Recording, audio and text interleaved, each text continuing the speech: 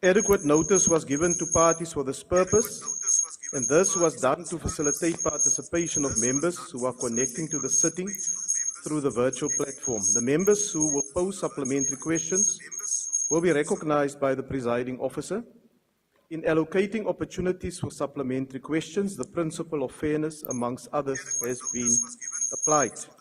If a member who is supposed to ask a supplementary question through the is unable to do so due to technical, the party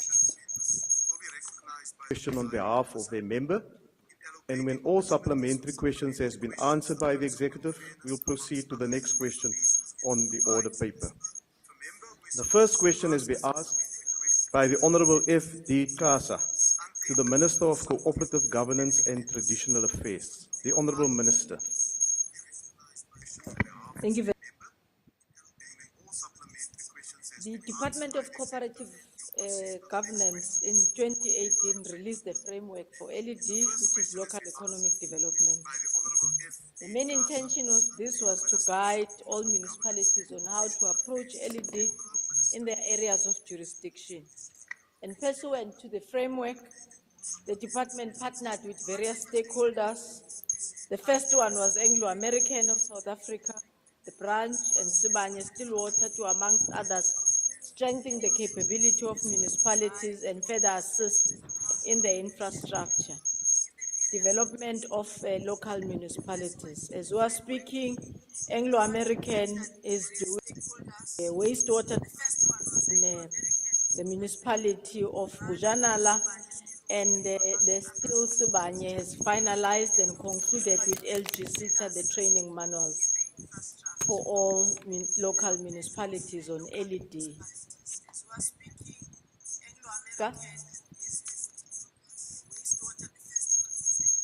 Which is Tegwini and has been conducting master classes capabilities. Interventions which, amongst others, for this economic development and the role in local government, obviously, is to strengthen the government, also to review all the LED outdated strategies and laws. And as a result, we have circulated to the Minister, Mr. Ntshavheni, the standard draft bylaws which looks into township economies and how you will handle the small business, including the management of small businesses like spaza shop, small commercial and industrial economies in townships, in line with the spatial resilience and development, good administration, and proper allocation of land use for governance of economic. The department has also planned to implement, continue to implement these above interventions in the financial year of 2024-2025. Thank you.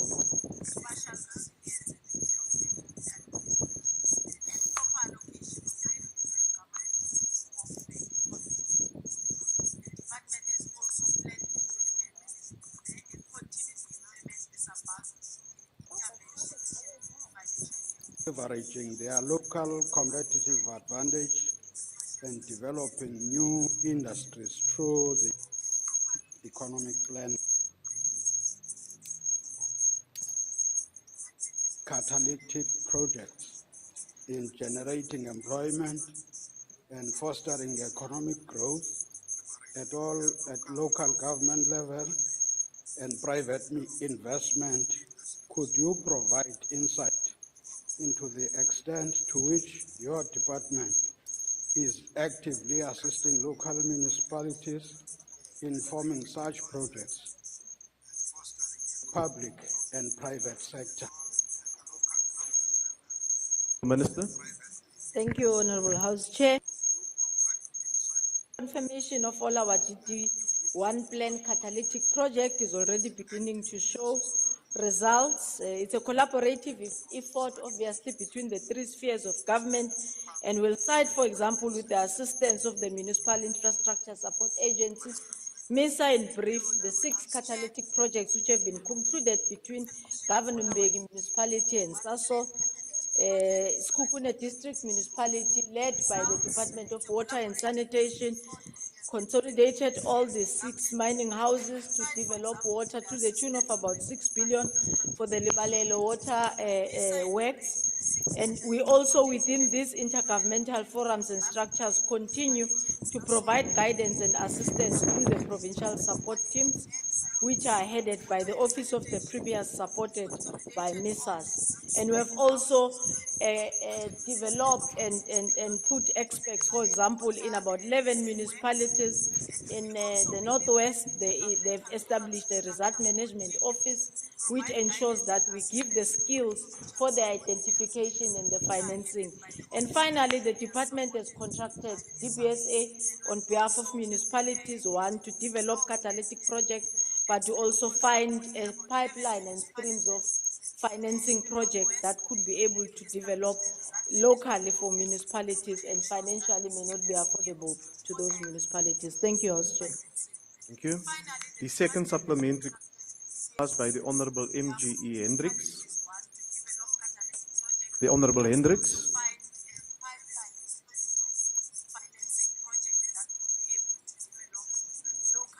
The Honorable Hendricks.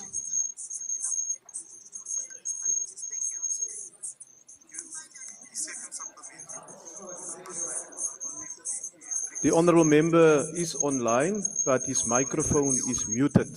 Honourable Hendricks, will you switch on your microphone? It seems to me the Honourable Member is not aware that I'm calling him. The next supplementary question will be asked by the Honourable Groenewald. Thank you, House Chair. Mayors play a big role in the local economy, but in Lake Watimane, a small town with a small economy in the northwest, the biggest employer of the area is struggling to get responses from the municipality for crucial planning of their business, to such an extent that the business is planning to close down operations and move out of the area. The same as Clover did in Ntshavheni. This business put food on the table for 18,000 people out of a population of 60,000 through employment. This is detrimental to the local economy, and job losses is a major scale just because of no communication from an ANC municipality and the cadres that have been deployed there. Minister, what will you tell the 7-year-old girl that is going to school hungry because her dad that do not have work anymore? When that little girl asks you, why did the ANC municipality not respond promptly to a mere thing as an email, but the mayor can rent a car for a cost of 70,000 Rand per month? Thank you, House Chair. The Honourable Minister. Thank you very much. I manage municipalities. I don't manage parties who govern those municipalities. But nonetheless, I will say to the 7-year-old girl, as I take over from what you have raised, look into the email that have been sent to the mayor, collaborate, as I've said already in the Northwest, 11 of the municipalities, jointly ourselves at National Copter and Provincial Copter, has already dispatched, not about to, has already dispatched capacity and support to assist those municipalities, amongst other things, to deal with service delivery, catalytic projects, and create a friendly local economic development and a systematic process that is user-friendly for business. And I will ensure that the Tsobota currently, that has already been, we have given support, we have also given additional administration, we have undertaken the count of the employees to ensure that everybody outside the audit qualifies, but also there are no ghost workers that were in the system, so that it will improve. But I will help Honorable Groenewald. Now I know there's an email that was sent and the mayor didn't respond to it. You will get a response. Thank you, Honourable Minister. The next supplementary question will be asked by the Honourable Sheikh Imam. Thank you very much, Chairperson. Honourable Minister, for economic development or economic growth in a local municipality, one needs resources. Municipalities are continuously complaining that we do not allocate enough funding to them. However, the funding that we allocate, and supply chain have made it very clear, 40% on goods and services is lost because you don't get value for money. What measures are you putting in place to capacitate officials there, together with ensuring that the corruption is reduced in order to be able to boost economic development in those areas? Thank you very much, House Chair. Honorable The department, as I had indicated earlier on, one, we drafted the policy. Secondly, we assisted municipalities work for implementation. Thirdly, we placed for capacity and development. We appointed an institute to train both officials and to ensure that they are able to got into partnership with business, particularly that is found in most of the areas within the businesses. We also appointed DPSA to provide capacity. Fiscal allocation with regard to LED is categorized under the equitable share, where municipalities, all of them locally, get the equitable share for them to divide and cut the pie to the needs of their areas. Maybe we will assist at the supply chain only with the categorization, but as you know, supply chain is not part of necessarily financial planning, but is part of financial spending. So we may want to go and look into the financial planning side of municipalities for them to be able to categorize. In the past financial year, we actually even did an audit as COGTA of who is legitimately employed in the local economic development. Do they understand? Can they form strategies? If you go to our one plans now, where all districts, except of course those who don't want to be part of the DDM because they choose not to, City of Cape Town, Etswana and all that. They do not have a local economy. No, don't worry, you've rented it down. You can't even keep beds. What about local economic development? Capacitate officials, so you will be able to do that. Thank you very much. Thank you, Honourable Minister. Honourable members, let me just recognize the Honourable Hendricks to see if he can connect now. I have. Thank you very much, Honourable Chair.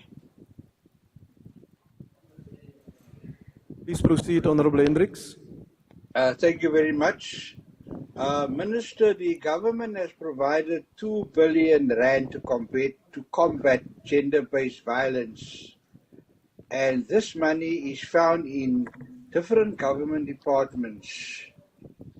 As we are nearing the end of the financial year, can the minister request these departments to allocate the money they still have for the gender-based budgets and assist struggling NGOs before the budget year ends? Thank you very much. The Honourable Minister. Thank you very much, Honourable House Chair. We run cooperative governance. The program is headed by the Office of the Minister is here. And the allocation that has been made is to assist the social office and special focus offices that the Office of the Mayors in most municipalities run.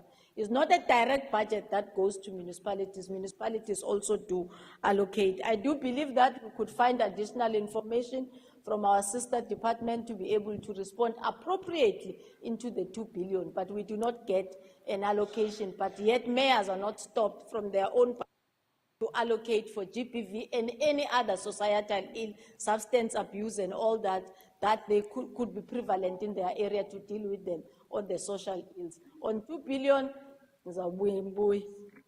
Thank you, Honourable Minister.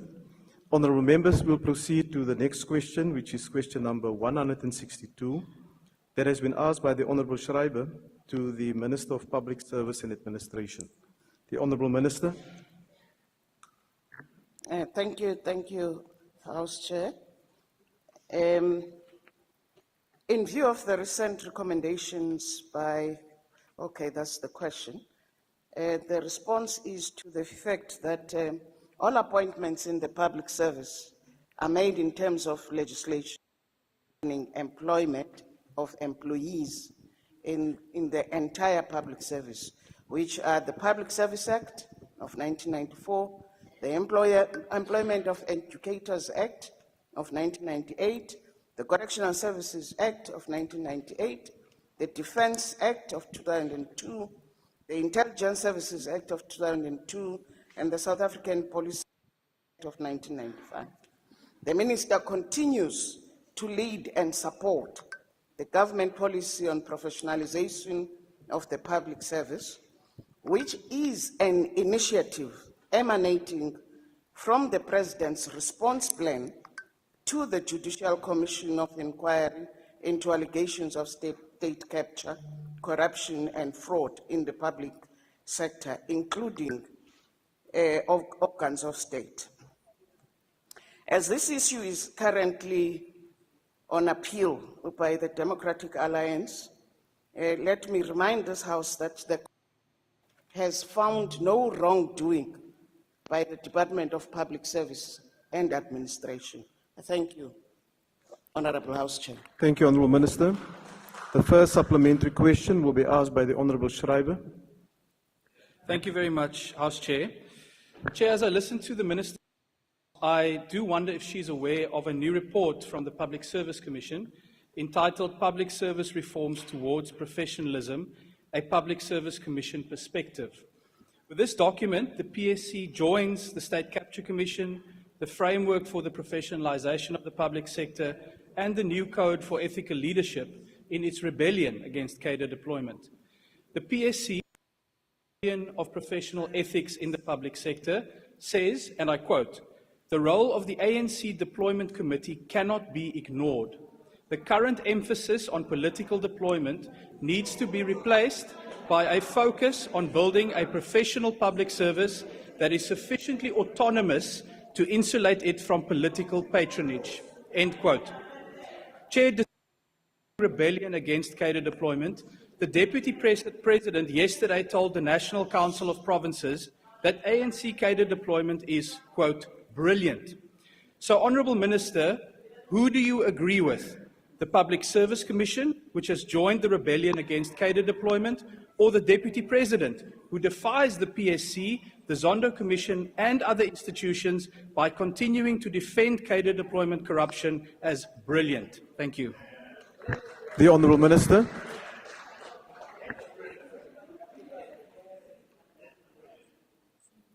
Let me indicate once more that the Democratic Alliance has chosen to take the matter which it lost in court on appeal.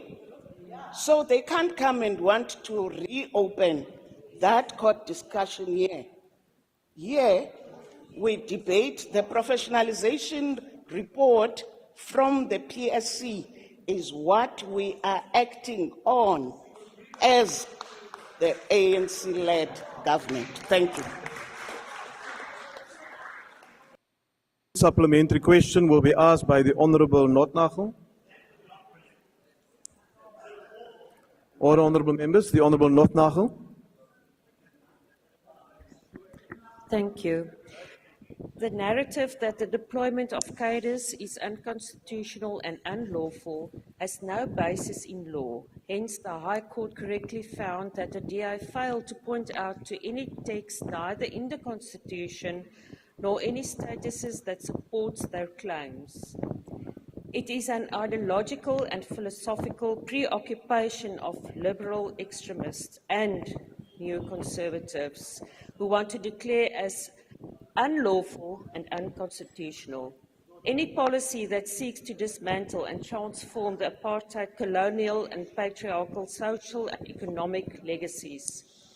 Their case was a failed anti-transformation intervention through the courts. What are the global patterns of governing parties and the deployment of senior officials in the state relative to cadre deployment as practiced by the ANC, and what the DA practices where it governs through its federal committee chaired by Helen Zille? I thank you. Honourable Members, before I recognise the Honourable Minister, may I make an appeal to you that when the Honourable Members ask the question, you expect the Minister to respond.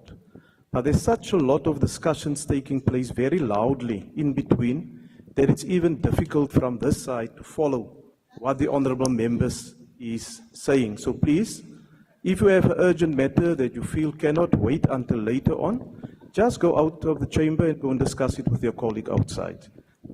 The Honourable Minister. Thank you once more, House Chair. I will repeat and indicate that the cadre deployment policy of the ANC, the court has ruled on that there's nothing unconstitutional about it. Actually, with respect to the follow-up question, what is practice the world over is that when there are changes in political party leadership in any government, the staff, the managers that have been there, we've seen it happening between the Republics and the Democrats as they dance in the US. We've seen in the Western Cape, Utatum Gokri, when he was an MM here, he was chased out when the Democratic DA won. So there's nothing, there's truly nothing that, I don't know what it is that the DA wants to see or wants to find, but you make them look better when you say they are liberal parties. In my view, I still would want to see what is liberal in the policies that they drive. Thank you.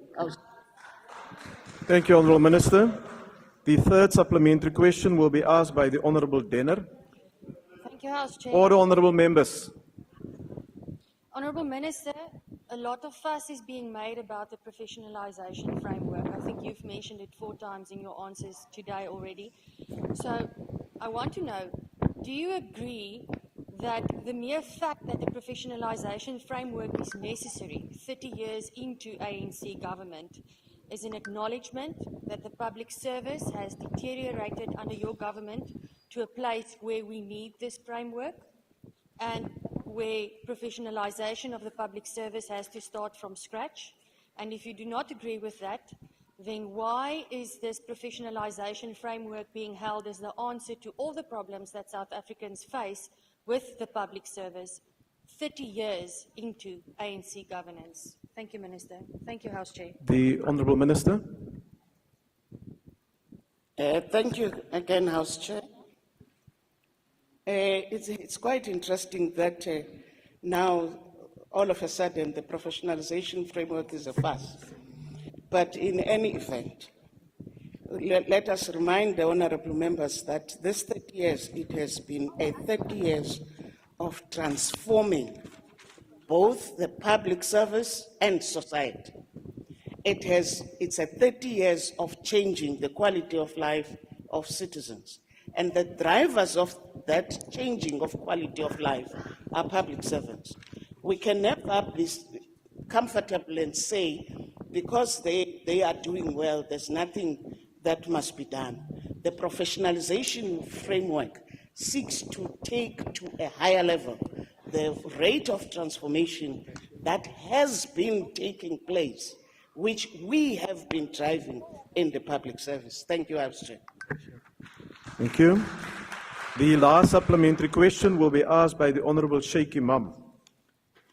Thank you very much, Chairperson. Honourable Minister, it is quite clear, despite all the efforts being made in this regard, we still have serious challenges in the public sector, based on the fact that many of them are not fit for purpose, are not capacitated.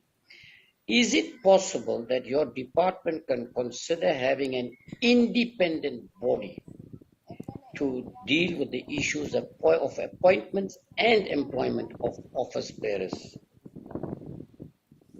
The Honourable Minister, did you catch that question?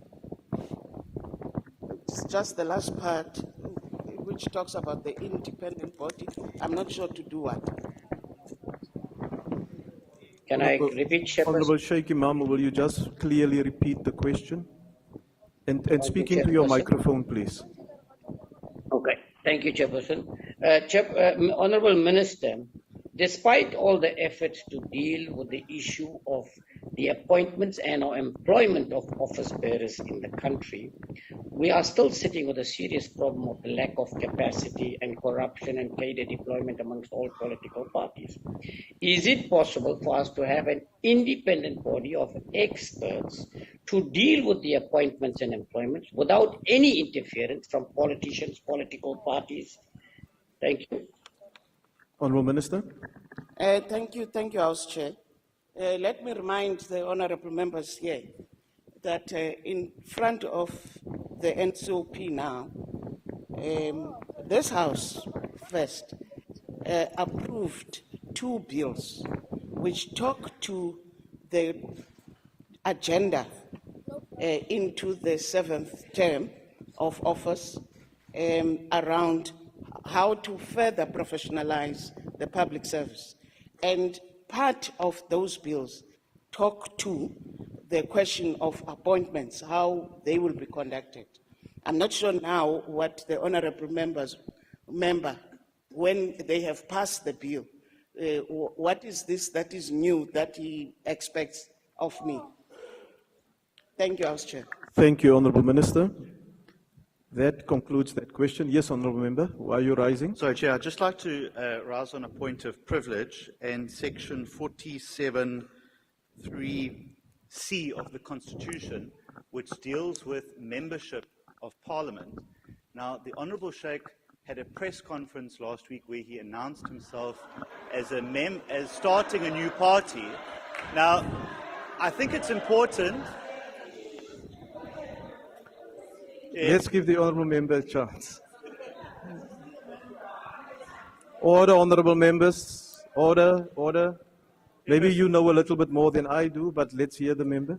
So, Chairperson, he started a new party. I think it's very important that Parliament confirms the membership of his existing party and whether he has a right to still be a member of this House. Thank you. Honourable members, that is a matter that will be dealt with outside of the question session. I have not seen any correspondence from anywhere alluding to that. And I'm quite sure, order, honourable members, I'm quite sure that the party will inform Parliament accordingly if such a change will occur. I will now proceed, order. I will now proceed to question 134 that has been asked by the Honourable Manyi to the Minister in the Presidency responsible for planning, monitoring and evaluation. The Honourable Minister. Thank you, House Chair. On an biannual basis, the Department of Planning, Monitoring and Evaluation submits a comprehensive report on the performance of government departments, sectors and entities of the implementation of the MTSF in line with the 7 priorities of our 6th administration. The reports always contain recommendations for the consideration and intervention by the Cabinet clusters, Forum of Directors Generals, which is also called FOSSED, and the individual departments. DPME also have to identify issues emanating from the reports that should be included in the APPs, subject to availability of resources in line with the budget. The National Treasury is responsible for monitoring the budget, taking into consideration the input from ourselves as DPME and other centers of government such as the Presidency, Department of Public Service and Administration, and definitely COPTA. Budget expenditure reports developed by the National Treasury are presented to various decision-making bodies, such as the Cabinet. Recently, the government has spent a great deal of time focusing on the situation in local government due to poor spending arising out of lack of capacity, poor planning and execution programs, and that we did get, of course, from the AG. These reports enable the Cabinet to identify early warnings and areas of intervention. This is part of why we are explaining that the leadership shown by President Ramaphosa in mobilizing the private sector to engage with government to deal with the challenges of electricity and logistics industries, as well as fighting against crime in the country, will definitely be able to assist us to talk about an active citizenry as we speak about capacity of government. The first supplementary question will be asked by the Honourable Manyi. Yeah, thank you, House Chair.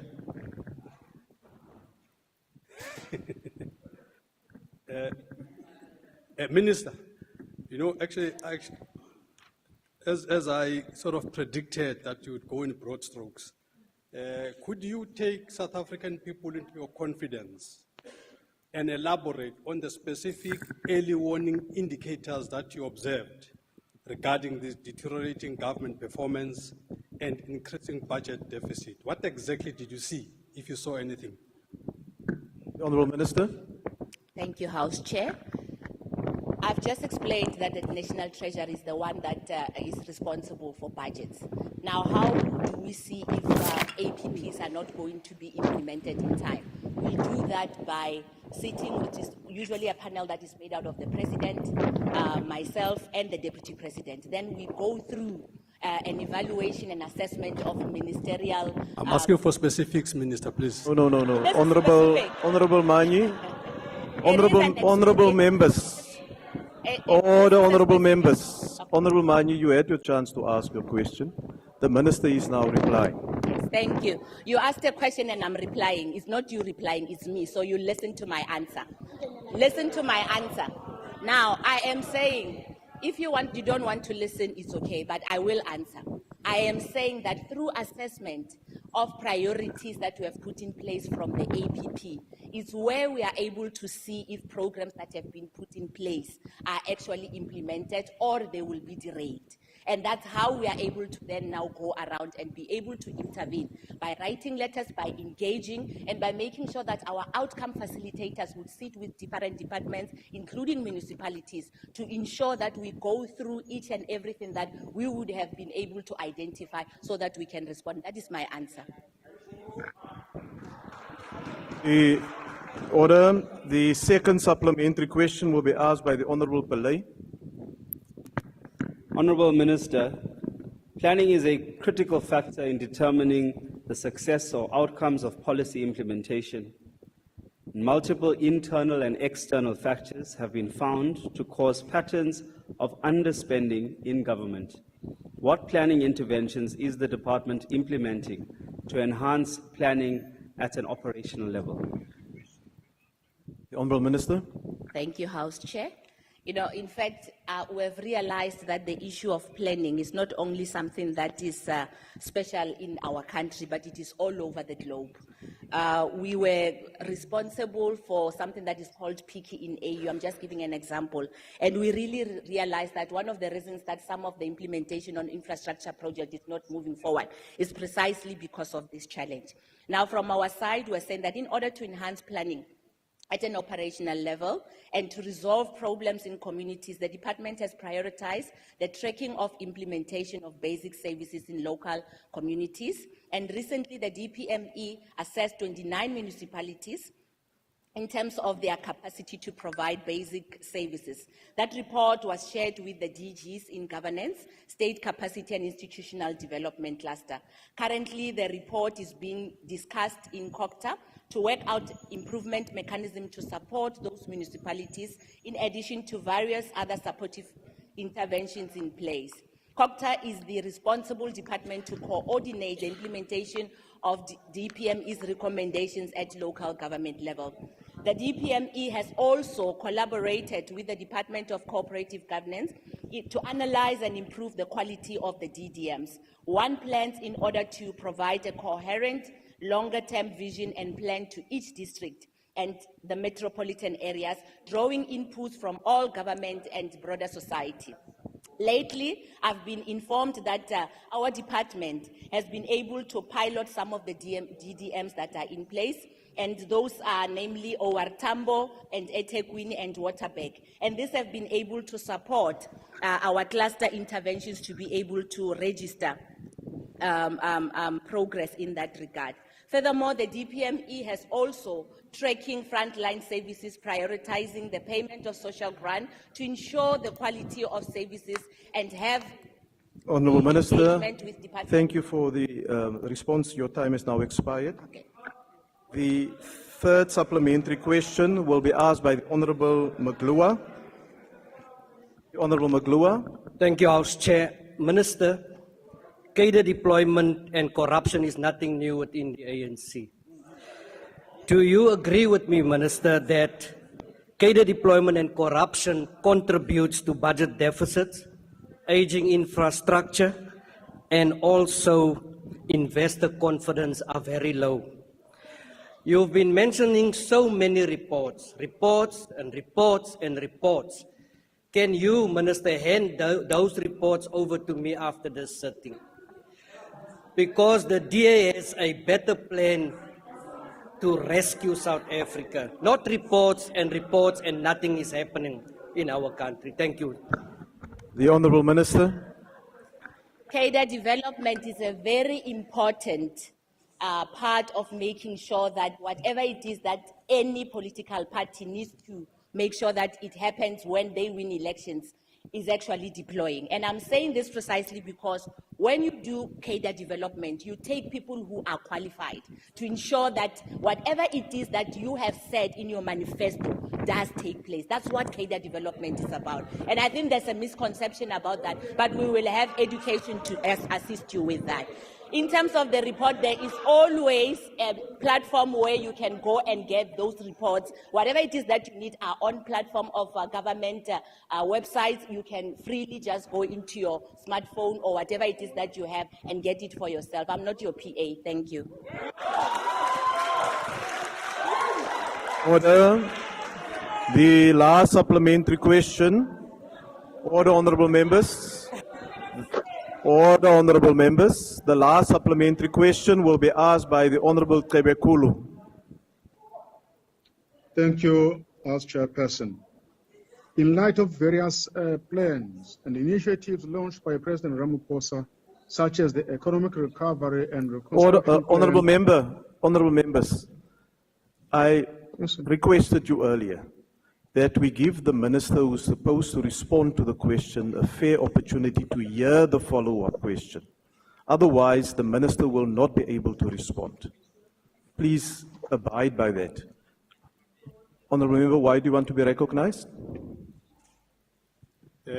House Chair, I just want to ask you to please advise the ministers that when they respond, they're actually responding to the people of South Africa. To have an answer Honourable that member, says, please take your seat. To have an answer that says, I'm not your PA.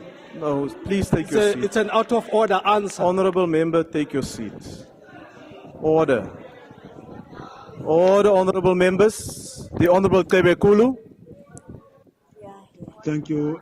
Order, honourable members.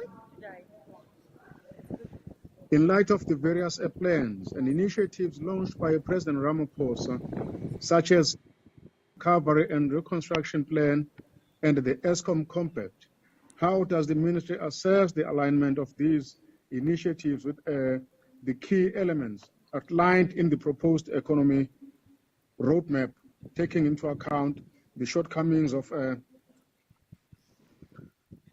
government departments?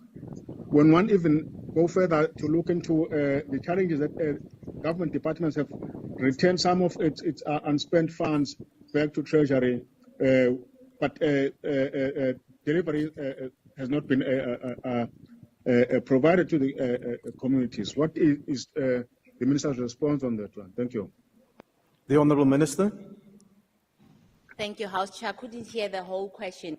However, I will answer where I think I've been able to hear what the Honourable Member was asking. The department have what we call, or a section that is called, that deals with outcome facilitators. Our outcome facilitators are based on sectors. So when it comes to policies and programs of government, those outcome facilitators bi-monthly make sure that they go and get reports from different departments, and we will then to continue to have a report that we will give to cabinet every 6 months to say that this is what we have been able to see, this is what we said, and it hasn't happened. Therefore, the intervention should be based on the following. And we do that together with our sister departments, because whatever it is that is planned for government, it will then now be based on what we have been able to advise based or recommend based on what we have been able to gather from those processes that I've just spoken about. Honourable members, question number 149 has been asked by the Honourable A.S. Shlongo to the Minister in the Presidency for Women, Youth and Persons with Disabilities. The Honourable Minister.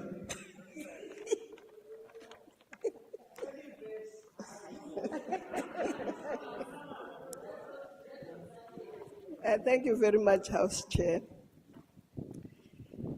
The South African National Defence Force-led National Youth Service represents a nationally coordinated government and industry-wide effort to reinforce our nation's ongoing war on youth unemployment through a massification of value chain driven, sector specific skills development, enterprise development, production brigades, and infant industries to power up South Africa's reindustrialization target.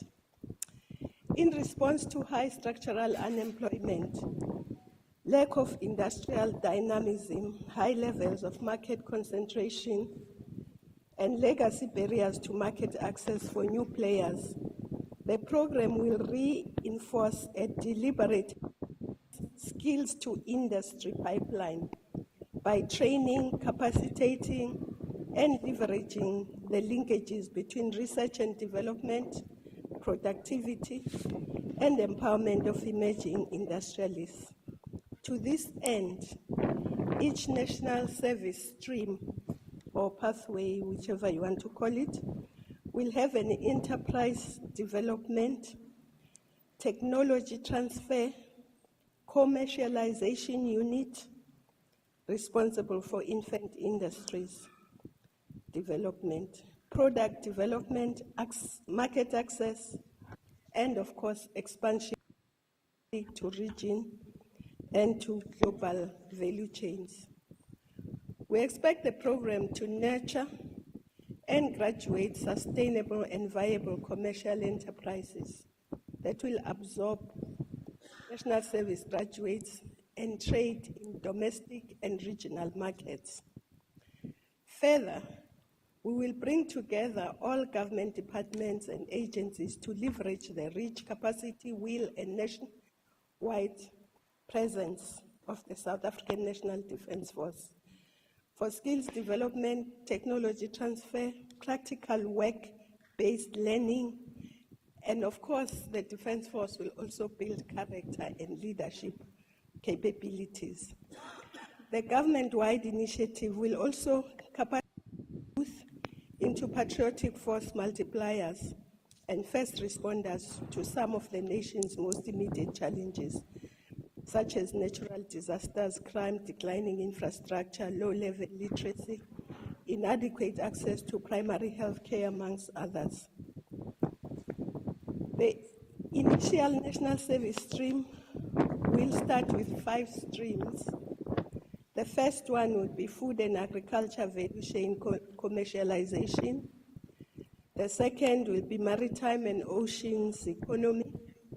The third will be engineering, construction, manufacturing, and infrastructure rollout. The fourth will be the skills of the future. This will include a focus on digital technologies, electronics, robotics, platform economies, amongst others.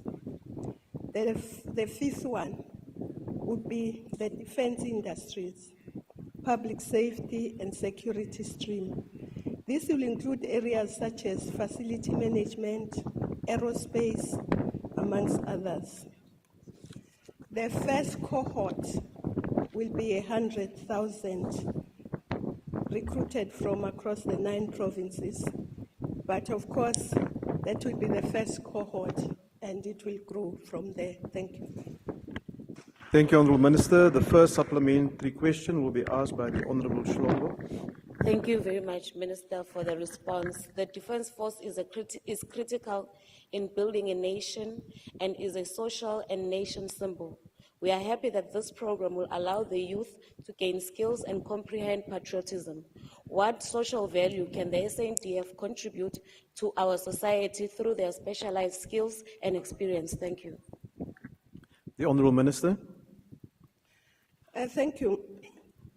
As you say, Honourable Member, the Defence Force will build character, will give discipline to these young people, besides giving them the skills, technology transfer, and everything else. And that means that you will have a cohort of young, disciplined entrepreneurs who are patriotic as well, because the Defence Force is about. You can't be in the Defence Force if you are not patriotic. Thank you. The second supplementary question will be asked by the Honourable Opperman. Minister, what steps will you take to ensure that these capacitated youth are absorbed in the job market and that they are living self-sustaining lives with real jobs thereafter? Honourable Minister. Obviously, you didn't quite listen to what I said. I said they'll be trained in skills, there'll be technology transfer, they'll be trained as entrepreneurs, there'll be research and development, and there'll be commercialization of that research and development results. So we're trying here not to produce job seekers, but trying to produce young industrialists. Thank you. The third supplementary question will be asked by the Honourable Kawula.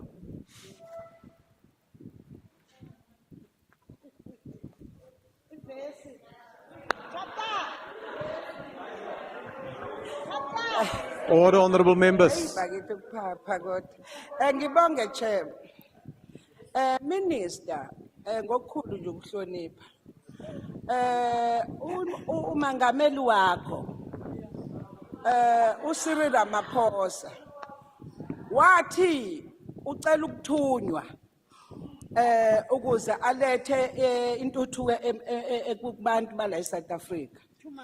Manje nginenkinga ke la. Ingane zethu zifundile, ziqedile ezikoleni. Iquestion leyo. So umsebenzi azutholi. Mhlambe ubonile eThekwini odokotela bekhala ngemsebenzi. Social worker anenkinga yomsebenzi. Ibothisha abafundile. Ngabe wayeshona ukuthi uzobathuma ukuthi uzobenzela amajoyinti nalama tavern agcwele amakhona to corner abulala iyouth yethu na. Angilwi but ngicela impendulo ngoba ngibona mina kusho ukuthi yena amathaveni lawa agcwele emalokishini abantu abadala. Honourable member, your time is now expired. Thank you. Honourable Minister. Order, honourable members. Ngiyabonga. Kokuqala nje ngokukhulu ukuhlonipha Mama Makhawula akuyona i-follow up question loyibusile. Uzibuzele nje yakhe into engahlangene nento ebengiyikhuluma. Kokuqala, kwesibili ungamuphi mina umongameli welizwe, umongameli wethu sonke. Manje usumupha mina umongameli welizwe, umongameli wakho nawe. Indaba yodokotela abangasebenzi mangabe wawulalele ngesikhathi uminister wezimali ekhuluma wathi uzoyikhipha imali ukuze nalabo dokotela ukuthola imisebenzi izophuma ke uzothola umsebenzi mhlambe sebanye kuyithola sebeya so sengisho ukuthi yebo beyikhona leyo nkinga kodwa into mawuthi i-problem kusho ukuthi solution isuka ikhona solution ke seyivelile ukuthi akhiphe imali more iye kwa health bakwazi ukuqasha odokotela. Thank you, Honourable Minister. The last supplementary question will be asked by the Honourable M.D. Schlengwa. Thank you, Honourable Speaker. Honourable Minister, protecting our borders has been a priority of Inkatha Freedom Party, more especially under Prince Mangosuthu Buthelez's leadership. Exactly.